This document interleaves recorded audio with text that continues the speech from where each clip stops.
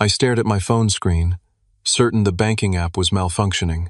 $23,000. Gone. Completely wiped out from my business account that just Friday had contained everything I needed for Monday's payroll and our overdue equipment loan payment. My hands shook as I refreshed the app again, praying for a different result. The weekend had been perfect. Sarah's family reunion at our house, everyone laughing and celebrating, thanking me for finally being able to host after years of struggle. But now, standing in my kitchen Monday morning, I realized the horrible truth. Someone had robbed me blind while I slept under my own roof. 3 days earlier, our house had buzzed with excitement as Sarah's family arrived for their annual reunion. After 5 grueling years of building my construction company, reliable foundations, from nothing, I finally had something to show for it. The new house, the stable income, the respect I'd earned in our small Texas community. I was proud to host this gathering for the first time. Sarah's parents drove in from Houston. Her brother Marcus and his wife Linda brought their 2 teenagers from Dallas, and her sister Janet came with her 3 kids from Austin. 22 people total, filling every corner of our 4-bedroom home with laughter and stories. I fired up the grill Saturday afternoon, watching Marcus toss a football with his son Brad, while Sarah and her sisters prepared sides in the kitchen. Everything seemed perfect. Marcus even complimented my business success, asking detailed questions about my construction contracts and how I managed cash flow. I felt foolish now, remembering how I'd proudly explained my system of keeping operating funds easily accessible for quick equipment purchases and emergency payroll needs. The weekend flew by in a blur of barbecue smoke, birthday cake for Sarah's niece Emma, and late-night card games.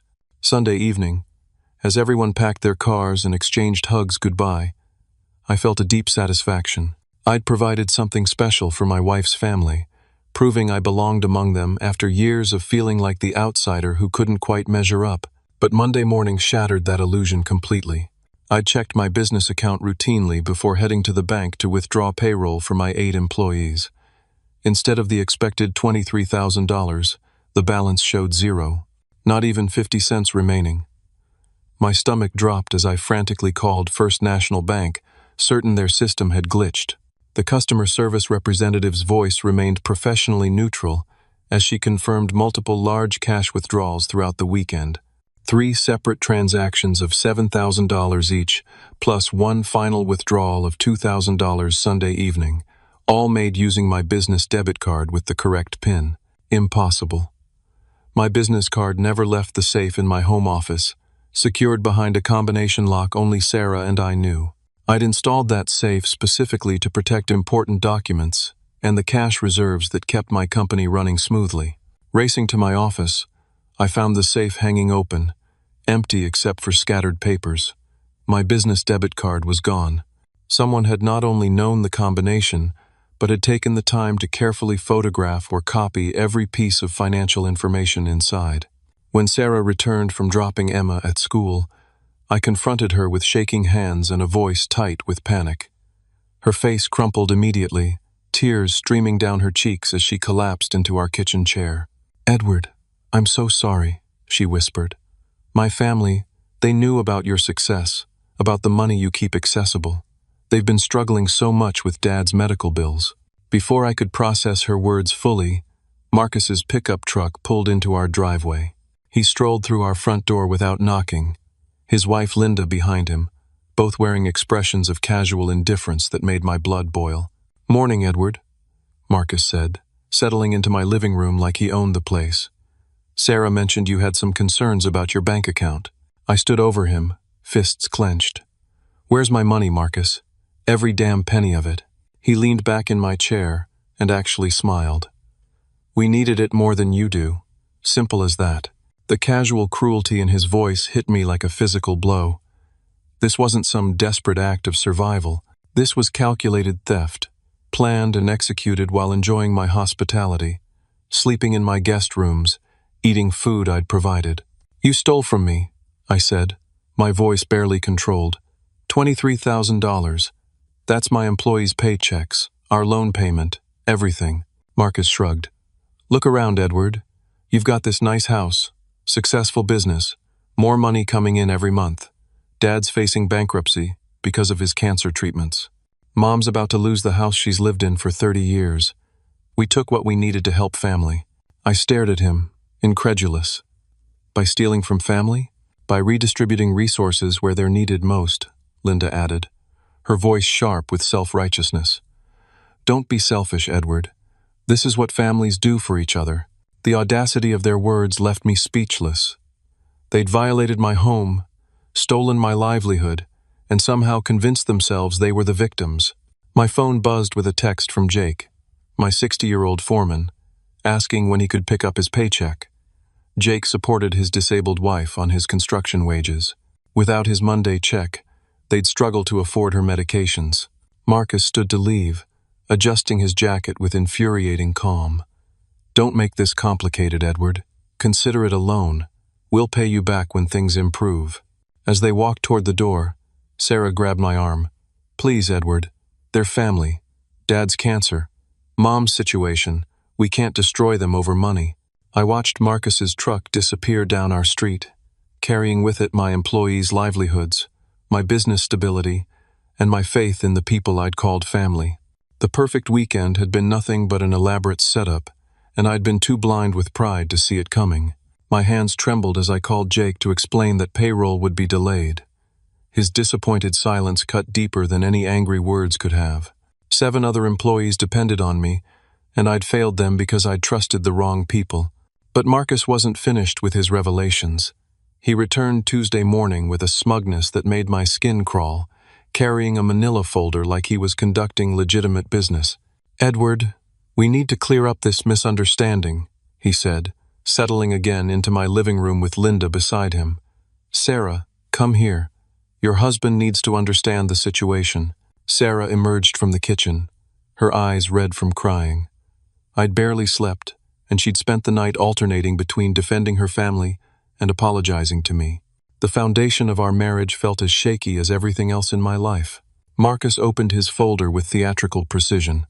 Sarah provided us with your safe combination 3 months ago. She was worried about you keeping so much cash around the house, wanted family to know how to access important documents in case of emergency. I turned to stare at my wife, the betrayal hitting fresh and raw. You gave them my combination? Edward. They asked about emergency contacts, about where you kept important papers. I never thought. You never thought they'd steal from us, I finished. But they did. And you helped them do it. Marcus interrupted with a chuckle. Now, that's where you're wrong, brother. This wasn't theft. This was a loan between family members. He produced a sheet of paper bearing my forged signature. The document, dated Saturday evening during the reunion, outlined a $23,000 loan to Sarah's parents for medical expenses, with flexible repayment terms. I never signed this, I said, studying the surprisingly accurate forgery. You were pretty tired Saturday night after all that drinking, Linda added. Don't you remember agreeing to help Dad with his bills? The pieces clicked together with sickening clarity. Saturday evening, I'd felt unusually drowsy after dinner, despite having only 2 beers. I'd attributed it to exhaustion from hosting, but now I realized they'd drugged me. While I was unconscious, they'd used my limp hand to forge this document, creating legal cover for their theft. You drugged me, I said. The words coming out flat and certain. Marcus's smile widened. That's a serious accusation, Edward. Very serious. The kind of thing that could damage your reputation in this town if you started spreading stories about your wife's family. The threat hung in the air like smoke. In our small Texas community, reputation meant everything. Marcus and Linda owned the hardware store where I purchased materials for every job. One phone call from them could poison my relationships with suppliers throughout the county. Here's how this works, Marcus continued. You're going to accept this loan documentation. You're going to keep quiet about your wild theories. And you're going to be grateful that Sarah has a family willing to help in times of crisis. I felt trapped in quicksand, sinking deeper with every movement. Sarah's tears had become a constant background sound, but she wasn't defending me. She wasn't standing up to her brother's threats. She was caught between her criminal family and her victimized husband, paralyzed by the impossible choice. My employees need their paychecks, I said quietly. Jake's wife needs her medication money. Tommy's got a baby coming next month. These are good people who count on me. And they can keep counting on you, Marcus replied. Just make it work, Edward. Take a loan against your house, tap a credit line, figure it out. That's what successful businessmen do. Linda leaned forward, her voice taking on a false sweetness. Edward, we researched your financial situation thoroughly. Your business grosses over $300,000 a year. You can absorb this temporary setback much easier than Dad can absorb bankruptcy. The calculated nature of their crime became clear. This wasn't desperation or family crisis. This was a targeted robbery, planned for months, executed with precision and malice. They'd studied my finances, identified my vulnerabilities, and struck at the perfect moment. Marcus stood to leave, straightening his jacket. Oh, and Edward? If you're thinking about involving police, remember that document you signed. Hard to claim theft when you've got a signed loan agreement. Plus, Linda works at Lone Star Bank. She's very familiar with fraud investigations and what evidence actually holds up in court. After they left, I sat alone in my violated living room, staring at the forged document. Sarah had retreated to our bedroom, unable to face me. The walls of my own home felt like they were closing in, trapping me with the choice between my integrity and my survival. My phone rang. Jake again, asking about payroll. In the background, I could hear his wife coughing, the wet sound of someone whose lungs were failing. They needed that money for her treatments, her prescriptions, their basic survival. I had built reliable foundations on the principle that a man's word and his work were sacred. Now, faced with the complete betrayal of my wife's family, I had to decide whether those principles were worth destroying everything I'd worked to create. But as I stared at Marcus's forged document, something cold and calculating began to form in my mind. They thought they'd trapped me. They thought their threats and blackmail had neutered any response I might mount. They were about to learn how wrong they were. That evening, I called my old friend Tony Rodriguez, a former Dallas police detective who'd started his own private investigation firm. Tony and I had served together in the Army Reserve, and I trusted him completely. Edward, what you're describing sounds like organized family fraud, Tony said after I explained the situation.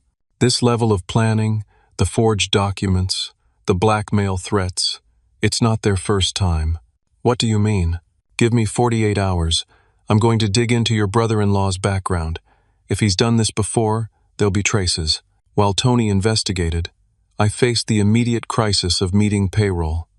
I took a cash advance against my personal credit cards, borrowed against my truck, and scraped together enough to pay my employees.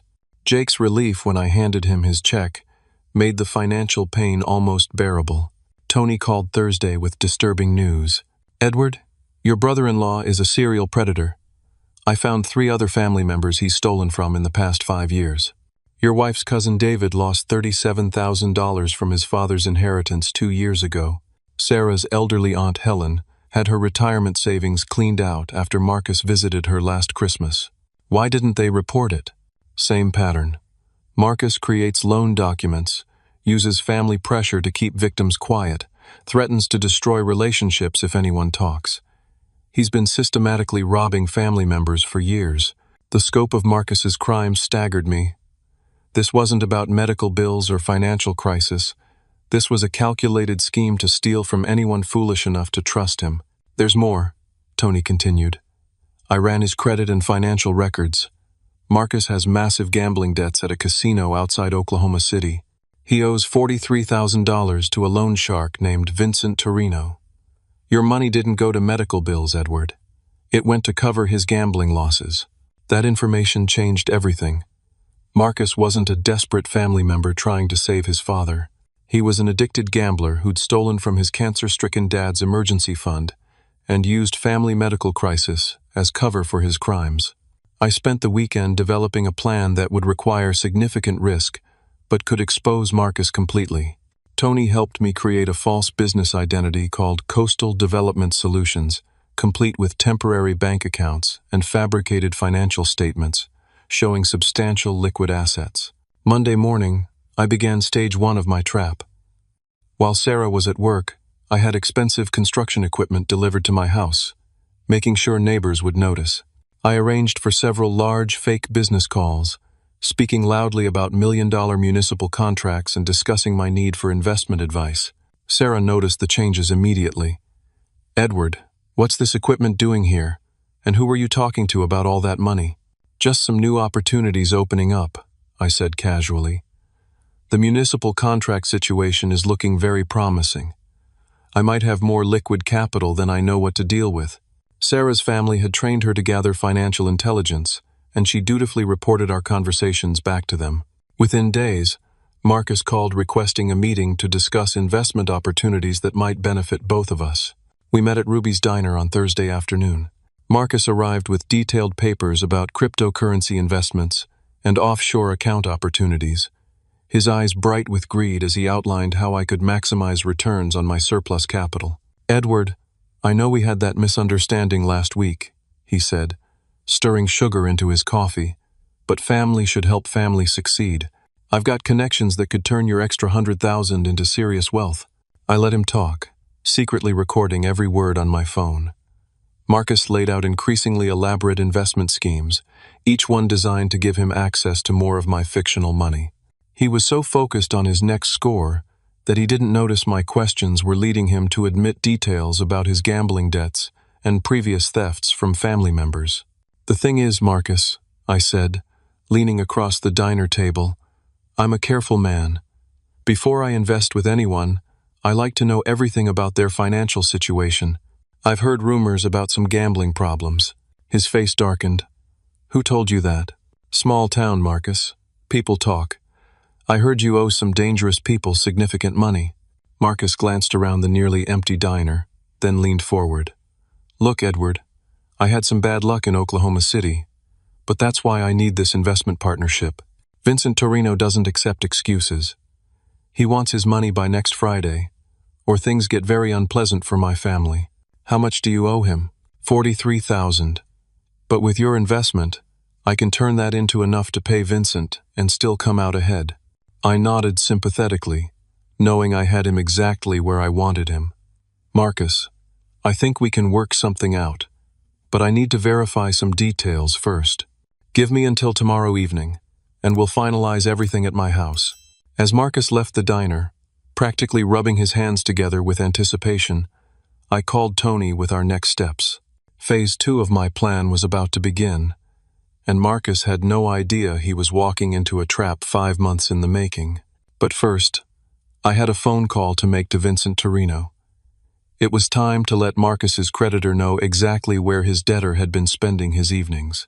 I placed the call to Vincent Torino from a payphone outside the county courthouse, using information Tony had provided. Vincent's voice carried the flat menace of a man accustomed to collecting debts through intimidation. "Vincent, you don't know me, but I have information about Marcus Thompson. He owes you money, correct?" A long pause. "Who is this?" "Someone who knows where Marcus has been getting his money. He robbed his family this past weekend, took $23,000 from his brother-in-law's business account. He's been bragging about how easy it was. Is that right?" Vincent's interest was clearly piqued. "He's planning another score tomorrow night. Big money this time. Thought you should know he's been holding out on you."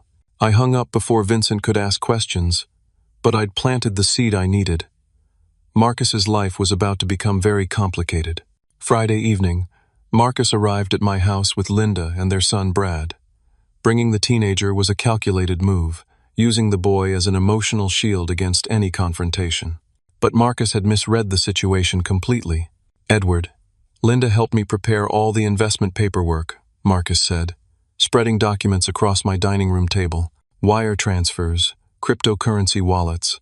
Everything's ready for your $50,000 initial investment." I studied the papers, all elaborate fakes designed to steal whatever money I transferred. "Marcus, before we proceed, I need to address something. I know about Vincent Torino." Marcus's face went white. Linda grabbed his arm, her composure cracking. "I know about your gambling debts," I continued. "I know you stole my money to pay Vincent, not to help your father's medical bills. I know you've been robbing family members for years." Marcus shot to his feet, panic replacing his earlier confidence. "Edward, you don't understand the situation. Vincent's people are dangerous. They've threatened Brad, threatened Linda. I had no choice. You had a choice not to gamble away your family's security. You had a choice not to steal from people who trusted you. Linda's voice came out small and frightened. Edward, please, if Vincent doesn't get his money, he'll hurt our children. That's when I revealed my hand. From my kitchen cabinet, I pulled out a manila folder containing copies of everything Tony had discovered.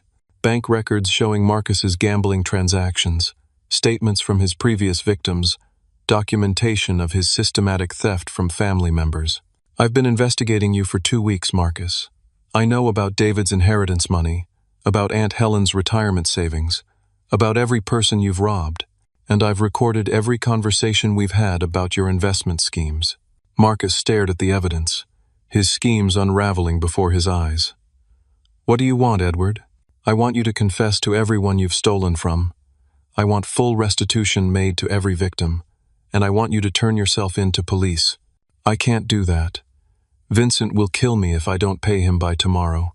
That's your problem, Marcus. You created this situation.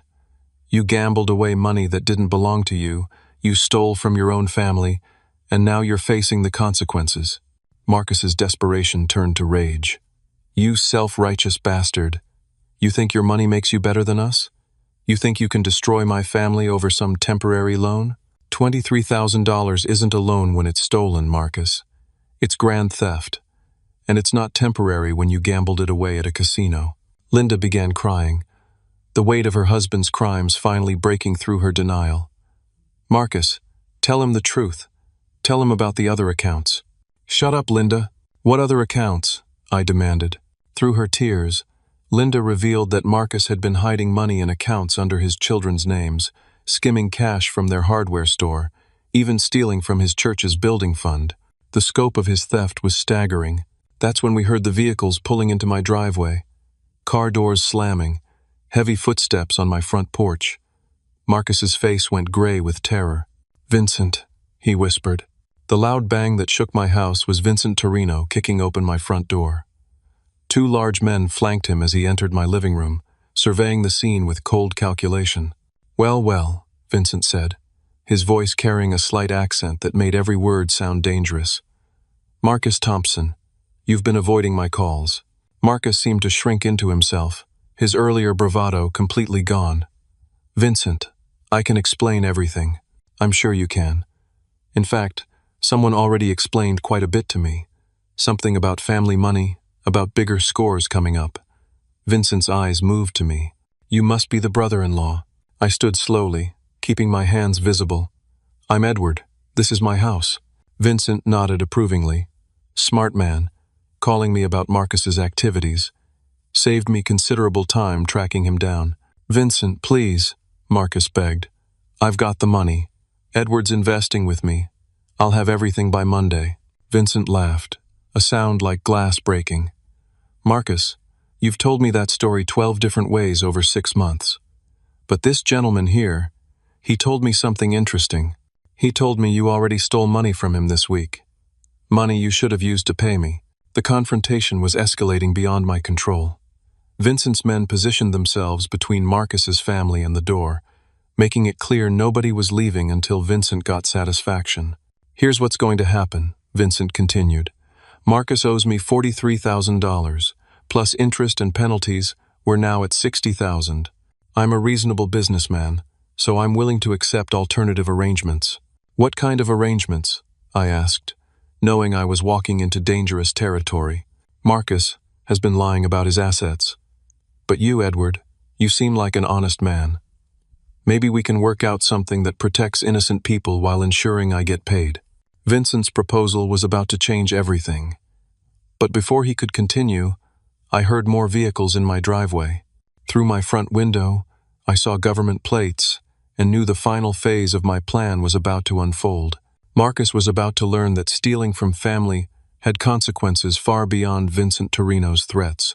The front door opened again, but this time it was FBI agent Rachel Martinez entering with her badge clearly displayed.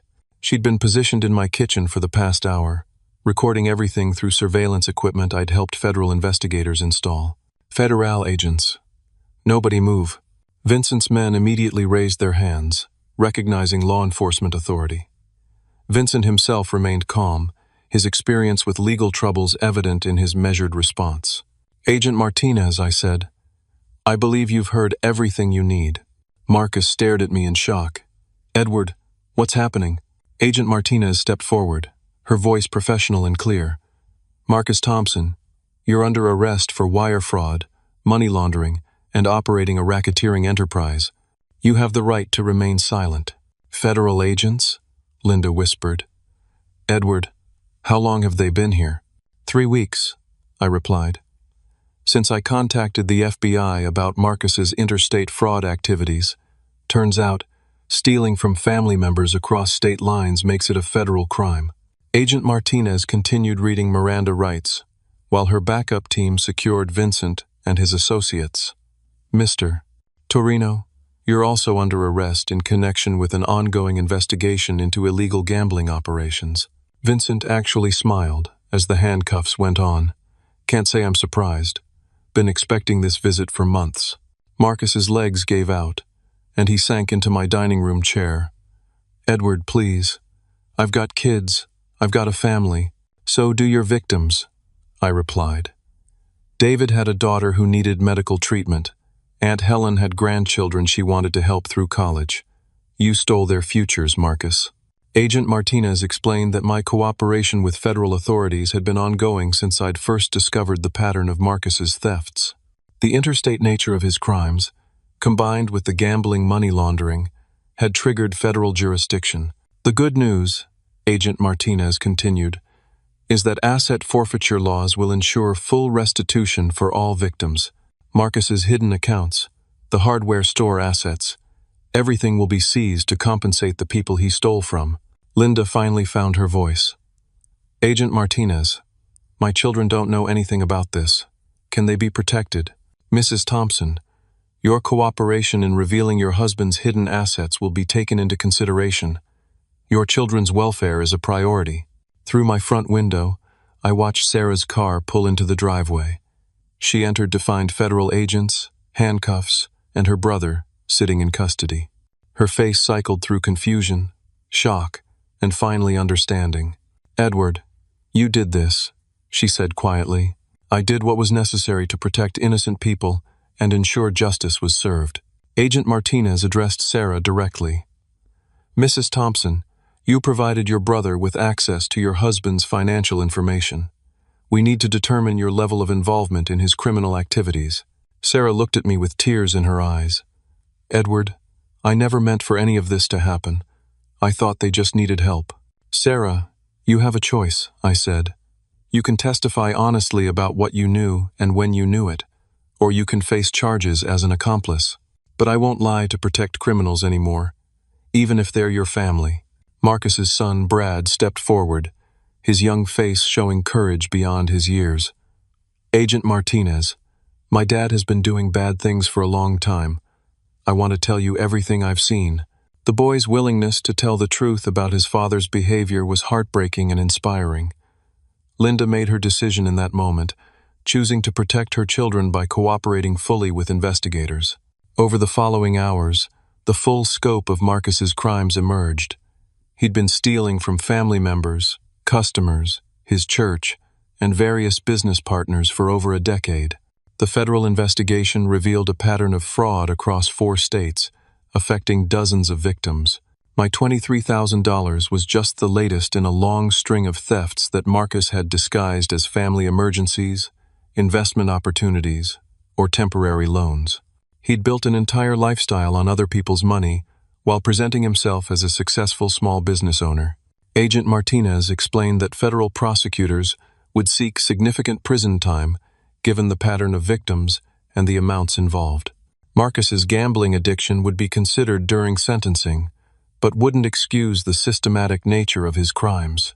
"Mr. Edward," Agent Martinez said as the arrests were completed, "your cooperation and evidence gathering were instrumental in this case. The recording equipment, the financial documentation, your willingness to wear a wire during meetings, all of it will ensure these victims see justice." As Marcus was led away in handcuffs, he looked back at me one final time. Edward, I'm sorry. I know you won't believe me, but I never wanted to hurt you. Marcus, you didn't just hurt me. You hurt everyone who trusted you. Your parents, your wife, your children, every person whose money you stole. The tragedy isn't that you got caught. The tragedy is that you chose this path in the first place. The house felt strangely quiet after the federal agents and their prisoners departed. Sarah and I stood in our living room, surrounded by the remnants of the investigation, facing the reality that our marriage had survived the worst betrayal either of us could imagine. Edward, Sarah said softly, I need to testify against Marcus, don't I? Only if you want our marriage to survive. I can forgive being manipulated by a master criminal, Sarah, but I can't forgive choosing to protect criminals over doing what's right. She nodded, understanding the crossroads we faced. Our marriage could survive Marcus's betrayal, but only if we rebuilt it on a foundation of complete honesty and shared commitment to justice over family loyalty. The hardest part was over. Now came the work of healing, rebuilding, and ensuring that Marcus's victims received the justice they deserved. 6 months later, Marcus's federal trial concluded with a conviction on all counts. The judge sentenced him to 8 years in federal prison, citing the systematic nature of his crimes and the devastating impact on his victims. The courtroom was packed with family members Marcus had victimized over the years. Cousin David testified about losing his father's inheritance money meant for his daughter's cancer treatments. Aunt Helen, now 82, explained how Marcus's theft had forced her to sell her home and move in with strangers. But the most powerful testimony came from Marcus's own son, Brad. Now 17, he spoke clearly about his father's pattern of manipulation, lies, and theft that had poisoned every family relationship. My father taught me that family loyalty was the most important thing, Brad said from the witness stand. But he used that loyalty as a weapon to hurt people who loved him. Real family loyalty means protecting each other from predators, even when that predator is your own father. Linda had divorced Marcus 6 months earlier and testified for the prosecution. Her cooperation had revealed hidden bank accounts containing over $70,000 in stolen money, ensuring full restitution for all victims plus damages. The federal asset forfeiture process returned my $23,000 within 90 days, allowing me to stabilize my business and restore my employees' confidence. But more importantly, every other victim received complete restitution from Marcus's seized assets. David used his recovered inheritance money to finally pay for his daughter's medical treatments. Aunt Helen bought a small apartment and regained her independence. The church Marcus had stolen from used their recovered funds to complete their building project. My construction business, Reliable Foundations, became stronger than ever. Word of my integrity during the crisis spread throughout our community, leading to several major municipal contracts. Clients appreciated working with someone who'd chosen justice over family loyalty when faced with the ultimate test. Sarah and I attended marriage counseling for 8 months, working through the damage Marcus's manipulation had caused. She testified against her brother at trial, choosing our marriage and moral integrity over misplaced family loyalty. The experience was painful but ultimately strengthened our relationship. Edward, she said one evening as we reviewed contractor bids for a new municipal project, I understand now why you couldn't just let Marcus's theft go. It wasn't about the money. It was about protecting other people from being victimized. Sarah had started attending a support group for families of white-collar criminals, helping her understand how Marcus's manipulation had affected everyone around him. She'd been as much a victim as anyone else, used as an unwitting accomplice in his schemes. We established new financial protocols in our marriage: joint account monitoring, shared access to all financial information, and regular discussions about money decisions. Trust had to be rebuilt through transparency and accountability. Brad and his sister maintained their relationship with us, visiting regularly despite their father's crimes. Linda found work at a credit union, using her banking experience to help fraud victims navigate financial recovery. The kids were resilient, choosing to learn from their father's mistakes rather than repeat them. I began speaking at community events about recognizing and preventing family financial abuse. Law enforcement agencies invited me to share my experience with other fraud victims, helping them understand that seeking justice wasn't betrayal but protection. The hardest thing about family financial abuse, I told audiences, is that victims feel guilty for seeking justice. We're taught that family loyalty means protecting each other, even from consequences. But real love sometimes means allowing people to face the results of their choices. The case led to new state legislation strengthening penalties for financial abuse between family members. Marcus's systematic theft had highlighted gaps in existing laws that prosecutors could now address. Jake, my 60-year-old foreman, became more than an employee during this period. His unwavering support during the crisis, his understanding when payroll was delayed, and his loyalty when other contractors tried to poach my workers, earned my deep respect and friendship. "Edward," Jake said as we completed a major school renovation project, "what you did took real courage. A lot of men would have just absorbed that loss and moved on. But you fought for what was right, even when it cost you." My relationship with Sarah's parents required careful rebuilding.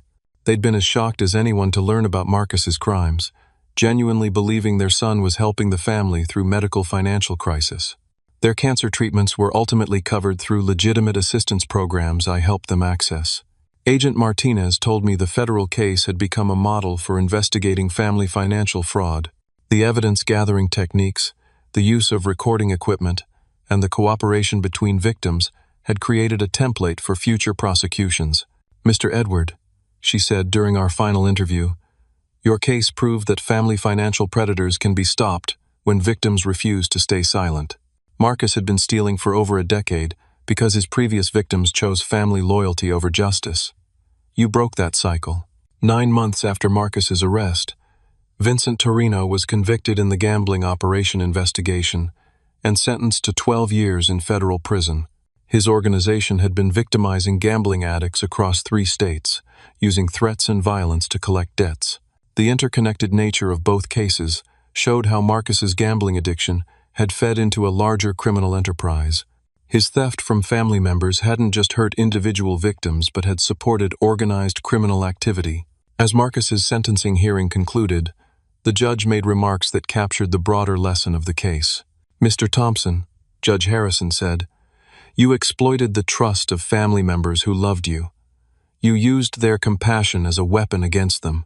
Your crimes weren't born from desperation but from selfishness and a fundamental disregard for other people's welfare. The sentence reflects not just the money you stole but the trust you destroyed and the lives you damaged." Walking out of the federal courthouse that day, I felt a deep sense of closure. Justice had been served, victims had been compensated, and a dangerous predator had been removed from our community. But the most important outcome was personal. I'd learned that true strength wasn't about avoiding conflict or preserving false peace. True strength was standing up for what was right, protecting innocent people, and refusing to enable destructive behavior even when it came from family. The experience had tested every principle I'd built my life and business upon. In the end, those principles had proven strong enough to withstand the worst betrayal imaginable, and had guided me toward decisions that protected others while preserving my own integrity. 2 years after Marcus's conviction, I stood in the conference room of Reliable Foundation's new headquarters, looking at architectural plans for our largest project yet, a 50-unit affordable housing development for senior citizens. The irony wasn't lost on me that I was using profits partially generated by refusing to be victimized to help vulnerable people find safe, stable housing. My business had grown by 40% since the federal case concluded. Clients throughout East Texas sought out contractors with proven integrity, and my reputation for choosing principle over profit had become my greatest marketing asset. "Mr. Edward," said Mrs. Patterson, the Housing Authority Director, "this project represents exactly what we hope to find. A contractor who understands that building homes means building communities." Sarah entered the conference room, carrying coffee, and wearing the smile that had first attracted me 8 years ago. Our marriage had not only survived Marcus's betrayal, but had grown stronger through the process of rebuilding trust and establishing genuine transparency. "How's the presentation going?" she asked, settling beside me as we reviewed construction timelines. "Mrs. Patterson was just explaining how the Housing Authority chose Reliable Foundations for this project," I replied. "Your husband's reputation for integrity made this an easy decision," Mrs. Patterson continued. When we researched potential contractors, everyone mentioned the same story. How Edward chose justice over family loyalty. How he protected his employees and other victims even when it cost him personally. After Mrs. Patterson left, Sarah and I drove to our weekly dinner with Brad, now 19 and studying business ethics at Texas A&M. Marcus's son had transformed his father's criminal legacy into motivation for living with absolute honesty. "Uncle Edward," Brad said over barbecue at our favorite restaurant, "my ethics professor asked me to speak to her class about white-collar crime's impact on families. Would you help me prepare?" "Of course. What angle do you want to focus on? How victims can protect themselves and others. How choosing temporary peace over permanent justice just enables more crime." Brad had grown into a remarkable young man, using his father's failures as lessons in how not to live. His sister had chosen a different path, studying social work to help families recover from financial abuse. Linda had rebuilt her life completely, finding love with a man who appreciated her honesty about her past and her commitment to helping fraud victims. She'd become a passionate advocate for financial literacy education, speaking at banks and community centers about recognizing manipulation tactics. The most unexpected development had been my growing friendship with some of Marcus's other victims. David and I now work together on construction projects, combining his electrical expertise with my general contracting skills. Our shared experience had created a bond stronger than blood relationship. Aunt Helen, now 84, had become like a grandmother to Sarah and me. Every Sunday, we picked her up for dinner and conversation. Her wisdom about forgiveness and justice had helped guide my own healing process. "Edward," she said during one of our weekly dinners, "you gave me back more than my money. You gave me back my faith in justice. For 2 years I thought I was foolish for trusting Marcus. You showed me that the foolishness wasn't in trusting but in staying silent after being betrayed." My weekly speaking engagements at community centers, churches, and law enforcement conferences had evolved into a passion project. I'd helped dozens of families recognize financial abuse and take appropriate action. Many had avoided losing their life savings because they'd heard my story and recognized similar patterns in their own situations. The Victim Assistance Fund I'd established had grown to over $200,000, funded by donations from grateful families who'd recovered stolen money after following my advice. The fund provided immediate assistance for basic needs while victims pursued legal remedies. "The key thing to remember," I told audiences, "is that financial predators count on family loyalty to protect them from consequences. They use love as a weapon. Real love sometimes means allowing people to face the results of their choices." Agent Martinez had been promoted to head the FBI's white-collar crime unit for North Texas, partly based on the success of Marcus's prosecution. She occasionally called for advice on family financial abuse cases, using my experience to help train other investigators. "Edward," she said during a recent consultation, "your case changed how we approach family financial crime. Victims don't have to choose between family loyalty and justice. They can protect both innocent family members and future victims by refusing to enable criminal behavior." Jake had become my business partner, buying a 20% stake in reliable foundations with money he'd saved over 30 years of construction work. His experience and my administrative skills created a partnership that benefited everyone involved. "You know what I learned from all this?" Jake said as we reviewed payroll for our 32 employees. "Sometimes the most loyal thing you can do for someone is refuse to help them destroy themselves." Marcus needed consequences, not enablers. Sarah's parents had relocated to Texas, living in a small house we'd helped them purchase after their medical bills were resolved through proper channels. Her father's cancer was in remission, and both parents had learned to recognize manipulation tactics that had made them vulnerable to Marcus's schemes. "Edward," Sarah's mother said during a recent family dinner, "I owe you an apology. We raised Marcus to believe that family loyalty meant protecting each other from consequences. You taught us that real love sometimes requires tough choices." The most profound change had been in my understanding of what family actually meant. Blood relationships didn't automatically create family bonds. Trust, respect, shared values, and mutual support created family. Marcus had forfeited his place in our family through his choices, while people like Jake, Tony and Agent Martinez had earned places through their actions. 3 years after the federal trial, Marcus wrote me a letter from prison. He'd completed addiction counseling, earned his GED, and was working in the prison library. His letter expressed genuine remorse and acceptance of responsibility for his crimes. "I understand now that I used family loyalty as a weapon," he wrote. "I exploited people's love for me to steal their security and peace of mind. You were right to stop me, Edward. I needed consequences to learn that my actions had victims. I hope someday to earn forgiveness, but I understand if that's not possible." Sarah and I discussed whether to respond to Marcus's letter. After much consideration, we decided that forgiveness was possible, but restored relationship would require years of demonstrated change and genuine restitution beyond court-ordered payments. "Forgiveness doesn't mean pretending his crimes didn't happen," Sarah said. "It means choosing not to let his destructive choices continue poisoning our lives." Brad graduated summa cum laude with his business degree and joined Reliable Foundations as a project manager, specializing in affordable housing development.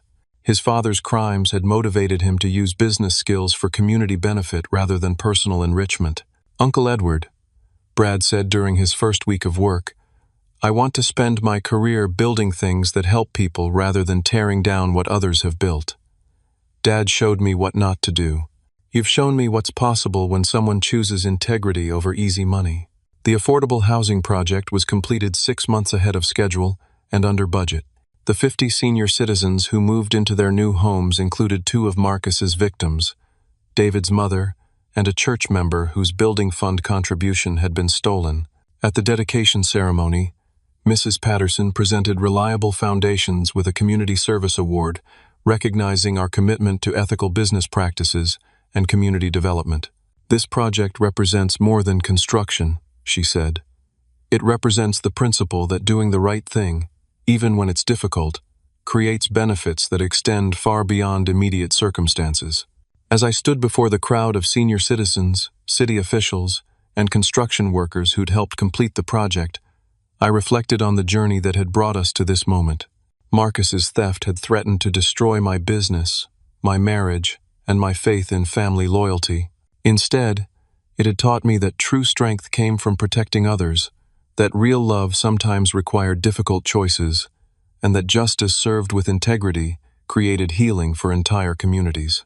The final lesson came from watching Brad receive his first paycheck as a Reliable Foundations employee. Marcus's son had chosen to build rather than steal, to contribute rather than take, to earn rather than manipulate. His father's failures had become the foundation for his own success. "You know what I learned from all this?" I told the crowd at the housing dedication. "Family isn't just about blood relationships. Family is about the people who choose to build each other up rather than tear each other down. Family is about protecting each other from harm, even when that harm comes from within. And sometimes, the most loving thing you can do for someone is refuse to enable their destructive choices." The applause that followed wasn't for my words, but for the principle they represented. Justice served with integrity, love expressed through accountability, and strength demonstrated through protection of the innocent. As Sarah and I drove home from the dedication ceremony, past the hardware store that Linda had sold to pay restitution, past the church that had rebuilt their building fund, past the houses of neighbors who'd learned to recognize financial manipulation through my speaking engagements, I felt a deep sense of satisfaction. Marcus's betrayal had been intended to destroy my success and steal my security. Instead, it had taught me the difference between temporary wealth and lasting integrity, between false loyalty and genuine love, between avoiding conflict and protecting justice. Most importantly, it had shown me that sometimes the worst thing that happens to you becomes the foundation for the best thing you can do for others. Marcus's crimes had created an opportunity to protect future victims, strengthen community bonds, and demonstrate that ordinary people could choose justice over convenience when faced with extraordinary betrayal. The construction business I'd named Reliable Foundations had become exactly that, a foundation for community development built on the principle that doing the right thing, even when it cost everything, created benefits that lasted far beyond immediate circumstances. Have you ever faced a situation where family loyalty conflicted with doing what was right? How did you navigate the choice between protecting someone you loved and protecting innocent people from their harmful actions? Share your thoughts in the comments below, and don't forget to like this video if it resonated with your own experiences. Subscribe for more stories about finding strength through adversity and building meaningful lives through principled choices. Share this story with someone who might need to hear that choosing justice over false loyalty is sometimes the most loving thing you can do. Thank you for listening, and remember that your integrity is your most valuable asset, worth protecting no matter what it costs.